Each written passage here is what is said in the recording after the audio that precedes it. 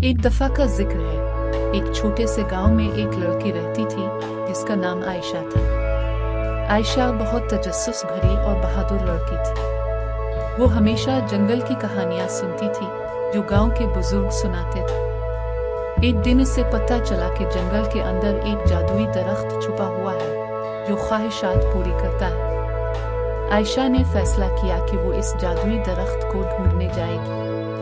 अगली सुबह आयशा अपने दोस्त अहमद के साथ जंगल की तरफ रवाना हुई। दोनों दोस्त जंगल की पुरअसरार गलियों में चलते रहे हत्ता कि वो एक खूबसूरत जगह पर पहुंच गए। वहां बड़े बड़े दरख्त, रंग बिरंगे फूल और एक चमकता हुआ झरना था। अचानक एक सुनहरी रोशनी नमूदार हुई और एक छोटी परी सामने आई। मैं जादुई जंगल की निगहबान हूँ।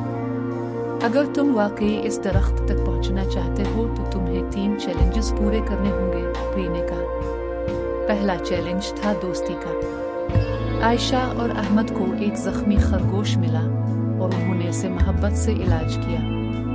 दूसरा चैलेंज था सब्र का। एक जादुई फूल को खिलने में वक्त लग रहा था लेकिन उन्होंने सब्र से इंतजार किया। तीसरा चैलेंज था मोहब्बत का। आयशा को जादुई दरख्त ने एक ख्वाहिश मांगने को कहा लेकिन आयशा ने अपनी ख्वाहिश के बजाय अहमद की खुशी के लिए दुआ की।